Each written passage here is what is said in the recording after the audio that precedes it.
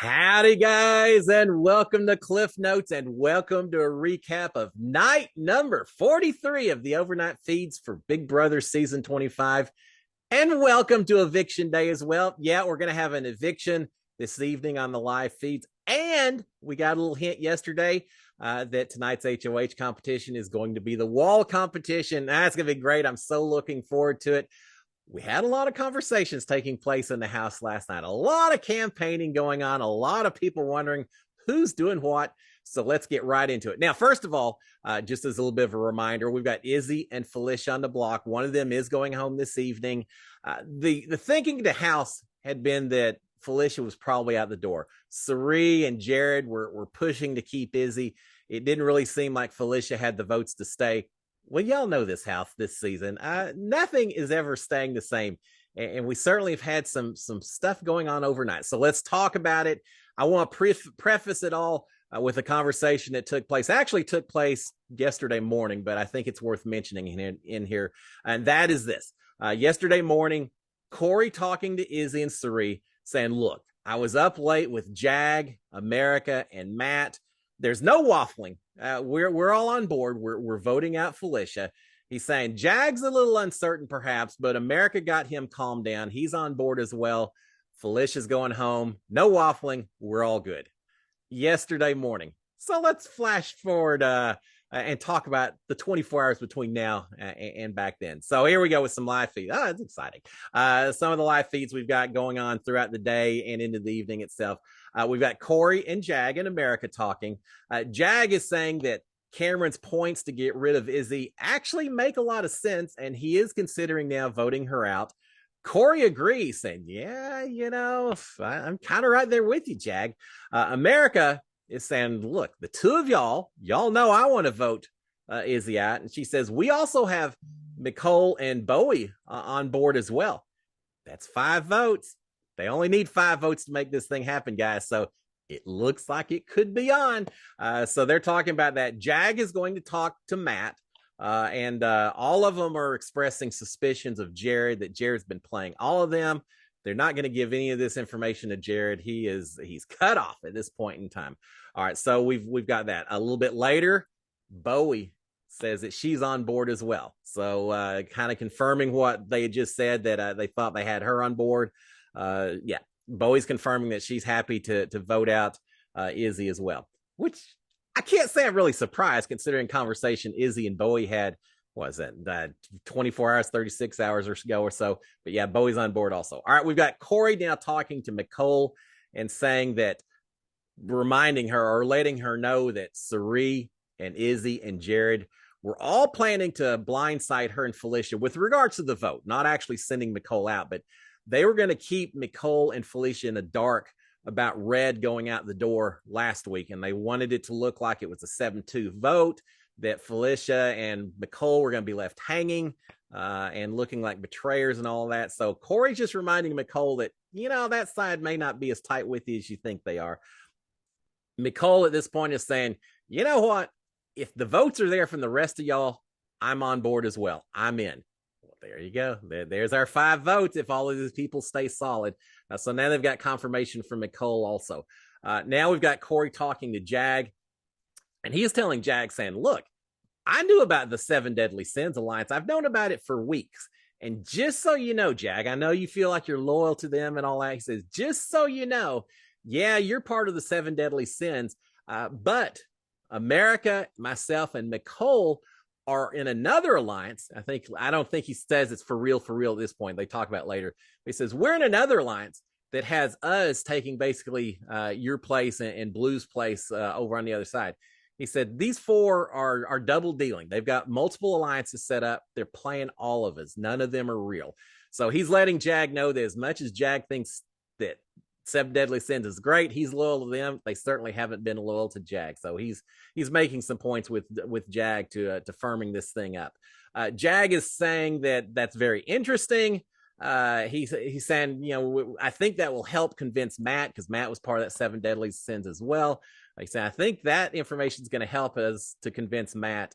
And then Corey is saying as well that after Izzy is gone this week, Jared is our biggest problem on the other side of the house. we need to turn right around and get Jared out once Izzy goes home tomorrow.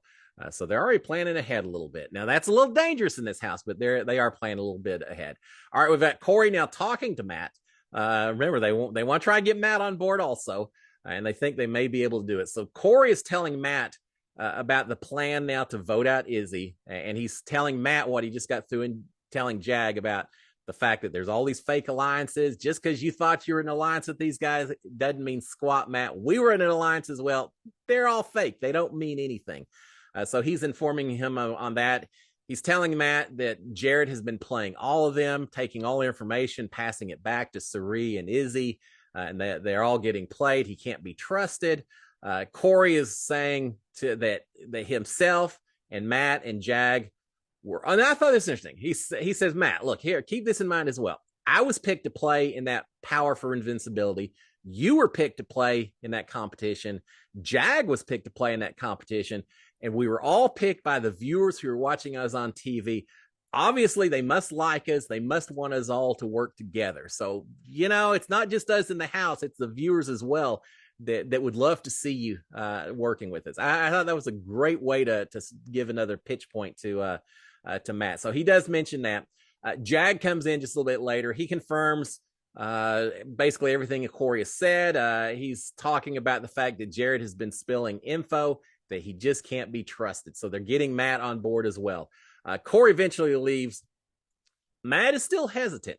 Matt's saying, yeah, I don't know. I kind of want Felicia gone. I kind of want to be here with Izzy. But Jag seems to be convincing Matt. He certainly has him on the on the wall, on the edge, so to speak. And he's also telling Matt this. He's saying, we talked about Jared. He can't be trusted. He said, Cirie and Blue can't be trusted either. He said, Blue, she and I were tight, but Blue can't be trusted. Jared can't be trusted. Cirie can't be trusted. They're all playing as Matt. All right, so now we've got Matt and America sharing notes with each other. America is telling Matt, saying, look, they told me that 7 Deadly Sins was fake. They outright said that wasn't a real alliance. And Izzy also said that she wanted you out, Matt, that you were one of her targets. I don't remember Izzy saying that. Izzy was, Cirie's tight with Matt, so Izzy was a little bit as well. But America's saying, yeah, they said 7 Deadly Sins was fake. They wanted you out. Matt is then responding to America saying, well, they told me that you and Corey were the next targets. As soon as they got Cameron out the door, that y'all were next on the chopping block. So they are comparing notes. They're both worried about, or he's also saying that the 7 Deadly Sins were worried about America and Jag getting too close and working together. They wanted to keep them separated from each other. And then finally, Matt says, look, I'm a loyal person. I was loyal to that group.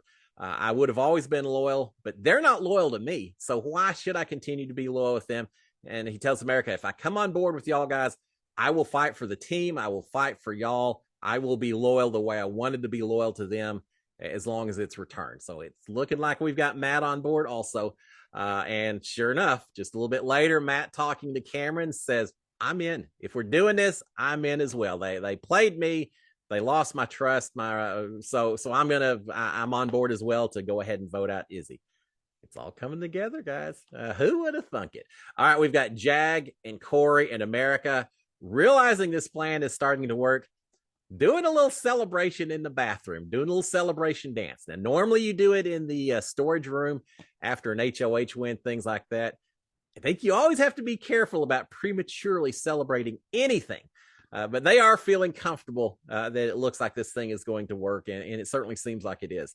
All right, we've got America and Corey talking a little bit more while they're in there. They've got this other idea that they're going to have a fake breakup and blame it on the fact that Corey has broken up with America because he just has decided that he can't trust America anymore, as a way to deflect, I think, concern, to make everyone think from the other side that they're all fighting, that they're not together at all. I think the fake breakup is going to be based on America at one point had talked to Felicia and apparently had told Felicia that Felicia either had her vote or America said she would consider voting to save Felicia. But anyway, she had said something to Felicia along those lines. It got back to Izzy, and Izzy, I guess, complained about it.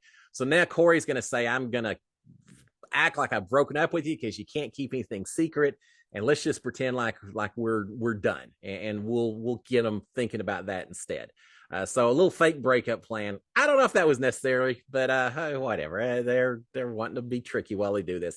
All right, we've got Matt talking to Bowie. He's telling Bowie, he said, look, I was in with Cirie and Izzy and all them. He said, they really are mean about the way they talk to you. They've said mean stuff about you. So, I hated when they did it, Bowie, but just don't think that that they're with you at all. All right, Izzy's talking to America at this point, and it gets back to that conversation that Corey and America are having the fake breakup over. Izzy is calling out America, saying, I want to work with you, but I heard that you told Felicia that she had your vote. And America is saying, no, that's not what I said. She said, I told Felicia that I would consider it when Felicia asked for my vote. She said, told her to consider it. That's all. It just got twisted up, either on purpose or just a misunderstanding. I never said she had my vote. I didn't mean it. I was just trying to deflect a little bit, Izzy. No, I'm on board. I'm voting to save you. Of course I'm voting to save you. Yeah, of course I am. Izzy's not happy about it. Izzy is not real. She's a little sharp in her conversation with America as this continues, including talking at one point, telling America, saying, well, I'm just disappointed in you that you would do that. And then later she tells America, says, well, I don't need your vote anyway. So even if you told Felicia that, whatever, I'm disappointed in you. I don't need your vote, but we'll move on. So again, she's not very sympathetic. I don't know. She's just very aloof. I'll use that word when she was talking to America at that point. It's obvious Izzy thinks that she has the votes, and she's treating America accordingly. So we do have that. And then later we've got America and Jag and Matt wondering what to say after the vote. They say, man, they're going to be shocked. They're going to wonder why we flipped, why we would possibly flip, and what can we say? America, who is a super fan and understands the way these things goes, she says, first of all, the HOH might be right after the voting and all that. And if that's the case, we don't have to say anything. At least find out who wins the HOH before we start saying anything one way or the other. She says there's nothing wrong with just staying quiet and not giving out a lot of information on this stuff, which I think is a fantastic point. But I think it's Jag who says, yeah, but sometimes we do have time, and they're going to call us on it. So he's suggesting, saying, maybe we can say Izzy was a better player and more of a threat, or we just couldn't trust Izzy. She was saying things that got back to us. Corey joins in, and he's saying, look, if I'm called out on it, I'm going to tell Jared that he lied to my face, that he just continued to lie to me. And because of that, I didn't want to work with that side anymore. So they are trying to figure out things they can say, but I like America's idea about just don't say anything at all. But they're working on the plans for that after the vote. There is a lot of suspicion this evening, or throughout the evening, that this is going to be a wall comp competition, and Endurance, probably a wall comp. They got it. That shows how typical I guess Big Brother can be, and expect the unexpected. Well, not so much when it comes to wall comps and everything.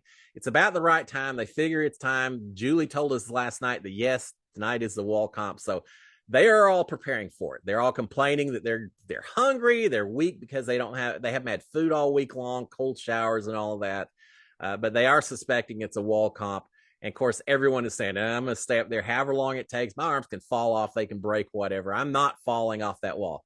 It's a lot harder than you think, guys. I kind of said the same stuff as well. It's hard up on that wall. But they are preparing for a wall competition.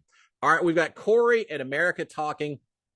They're agreeing that if they can get Izzy out tonight, going forward, Jared is going to be the biggest problem that they have to deal with. And they're really thinking that probably the next target needs to be Jared.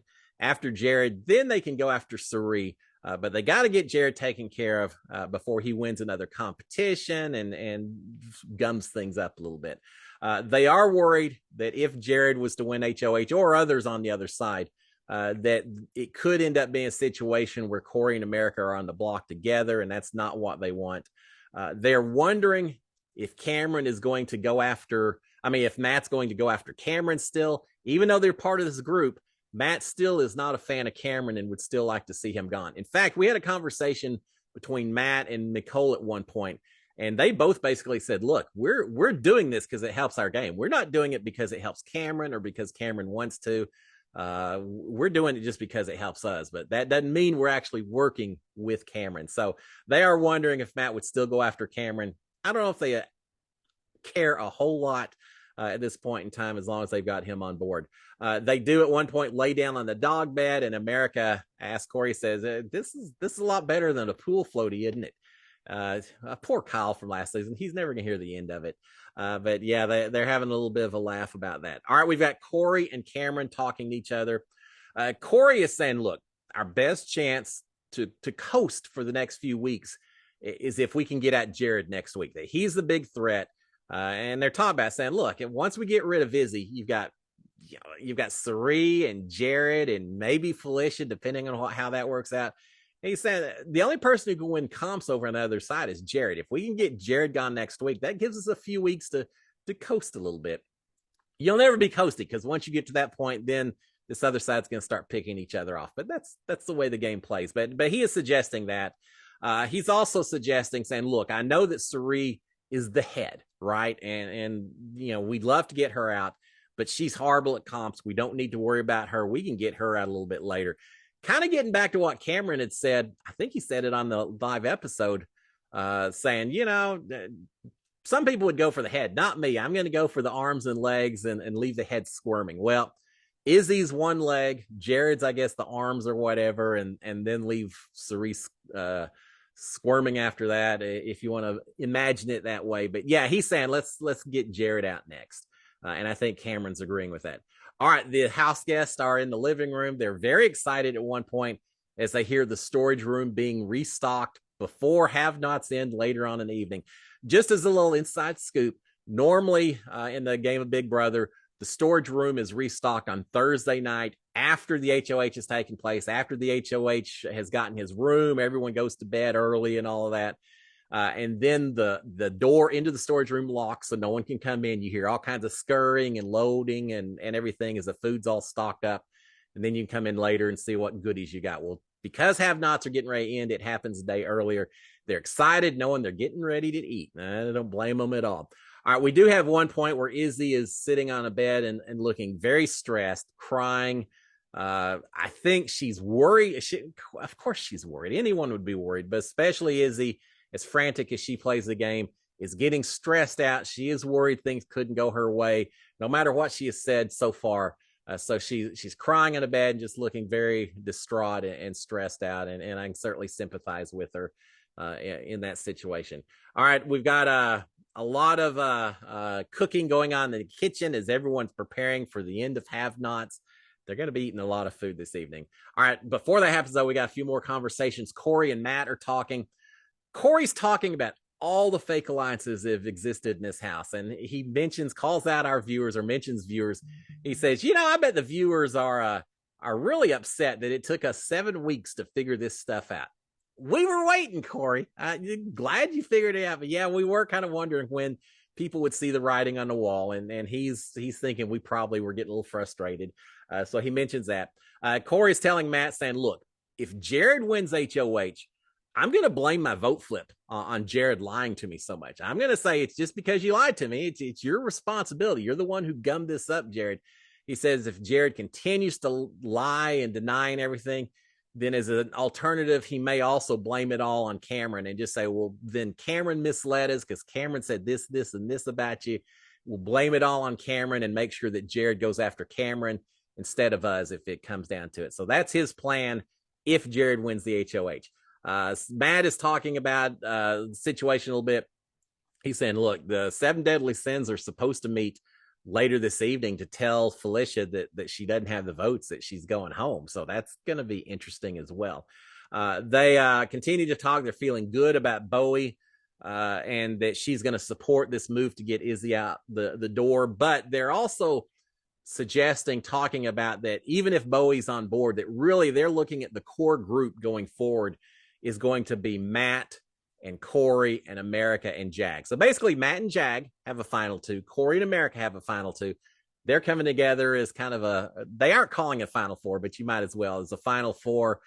So Bowie, Mecole, Cameron, maybe not so much in the long-term plans for this group of four. But that's what they're thinking is at this point in time. All right, we've got Corey talking to Izzy, telling Izzy, saying, "You're good. Nah, you're fine, Izzy. Don't worry about it." Izzy, though, is worried about Jag. She's saying, "Look, Jag's been hanging out with Felicia. It just looks like those two are very close tonight. Why would that be the case if he wasn't maybe giving Felicia his vote?" And Corey's saying, "Yeah, but you're still good. Matt's good. And, even if Jag was to do something, Felicia doesn't have the vote. You're good, Izzy." So he's blowing a little smoke in her direction with that. Corey later talking to Jag and telling Jag that, hey, Izzy has noticed that you're hanging around a lot with Felicia. So just be alert that you're kind of giving off some signals that are making her a little nervous. He's also telling Jag to say after the vote, suggesting to Jag what to say, why he was driven to flip the vote. He said, "Look, just tell him that you had heard things that involved your name and you were just trying to protect yourself. And what can they say against that, Jag?" So he's making that suggestion. Corey's also suggesting that the targets for next week should probably be Blue and Cirie on the block, and then have Jared as the back door.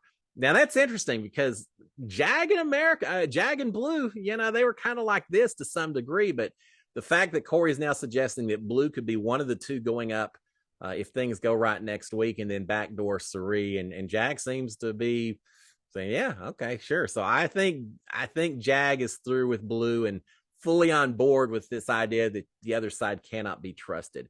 All right, we've got Cirie and Corey talking. Again, Corey's doing a lot of damage control and trying to keep everyone calm and smooth and not have any big blowups that could potentially cause flipping back and forth. He just wants everyone chill for the evening. So Corey talking to Cirie, he's saying, "Look, Matt is solid with us. He's going to be voting the way we need him to save Izzy." He said, maybe Jag was considering something, but he said, "I think Jag's realizing that the votes aren't there to do something different. So with that in mind, he'll stick with it, and don't have to worry about that as well." And Cirie says, "Well, that's good to hear." She says, "If anything changes, if it does look like Izzy is going to be going home, please let me know ahead of time. I would love to know." And I think Corey said, "Yeah, sure. Why not?" Yeah, we'll see if that happens. All right, finally, we got midnight. The house guest eating and celebrating. Corey mentioned something about how he's lost 17 pounds so far in the house. He'll probably gain it all back this evening. They all eat a lot. Matt ends up later in the evening still eating cereal. So there's a lot of empty stomach space to fill in some of these house guests. But they are enjoying having have-nots finally over with.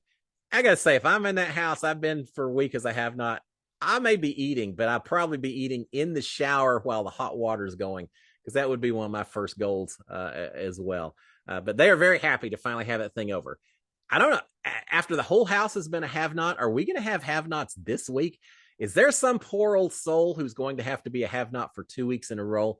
I kind of think they may do no have-nots this week, and then if they want to pick it up afterwards, maybe. We'll see. All right, we've got Felicia and Jag talking. Felicia is asking for Jag's vote, as would be expected. She's saying that Bowie Jane won't really commit, that she's just waiting to see how the rest of the house wants to vote, and then she'll make the decision. So Jag, if you could help prod her along by telling me what you're going to do.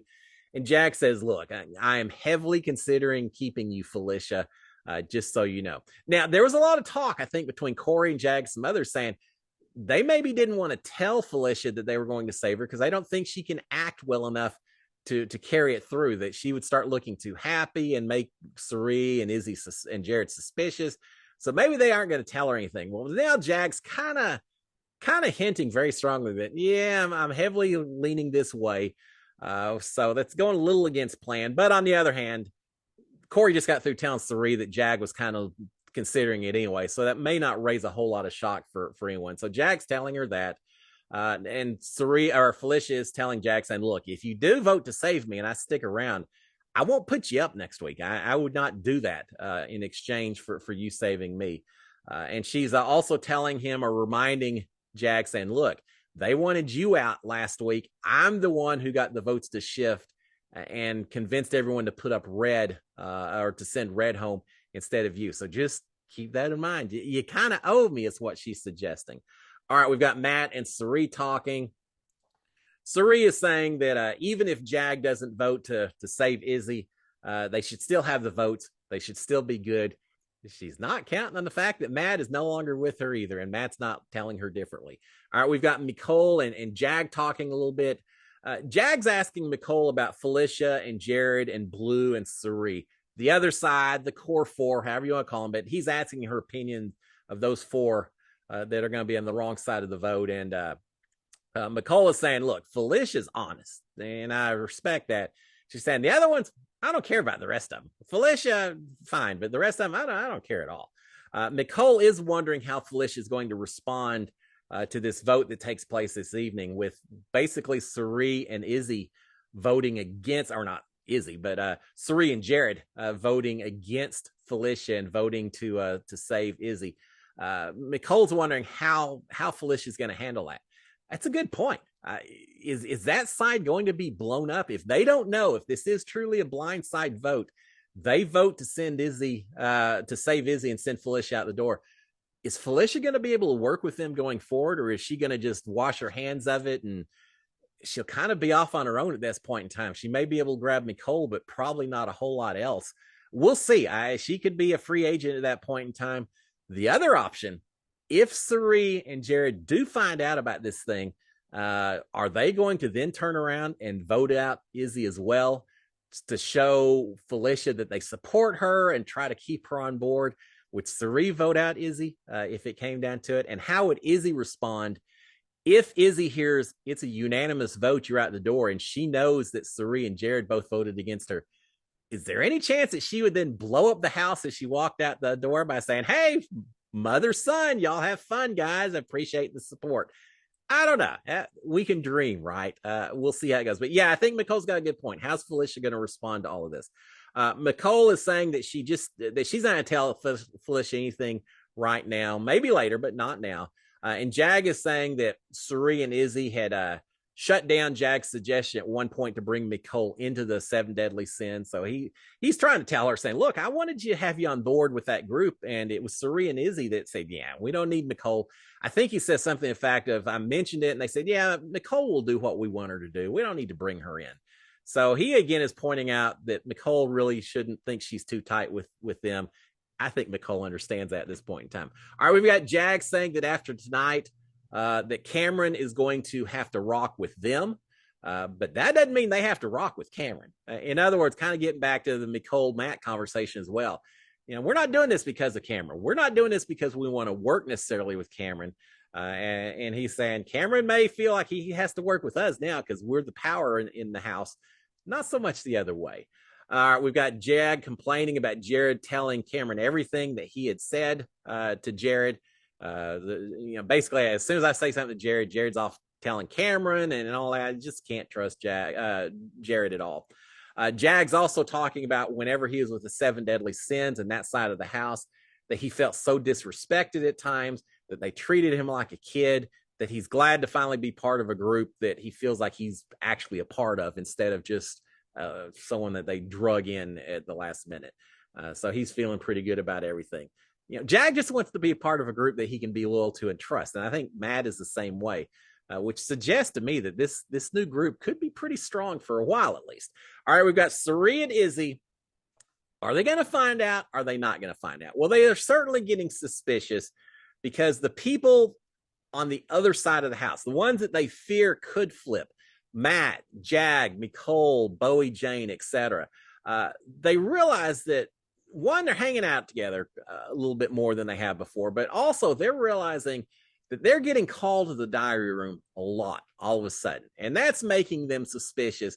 What's going on? These aren't just goodbye messages. Why do they keep getting called to the diary room? That wouldn't be the case unless something was going on. So they are certainly starting to get the hackles on the back of their neck raised a little bit, worrying about it some. Izzy is starting to spiral a little bit. Izzy saying, look, I may have messed up. When I talked to America and said I didn't need her vote and called her out and all that, I may have messed up in the way I handled that conversation. Yeah, I think so as well. You know who else messed up?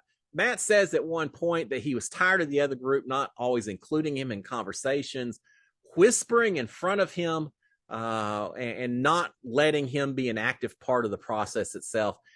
I think that gets back to when he was in the comic room and Jared and Cirie were very intentionally whispering in front of him so he couldn't hear what they were saying. I think he took that personally, as he should.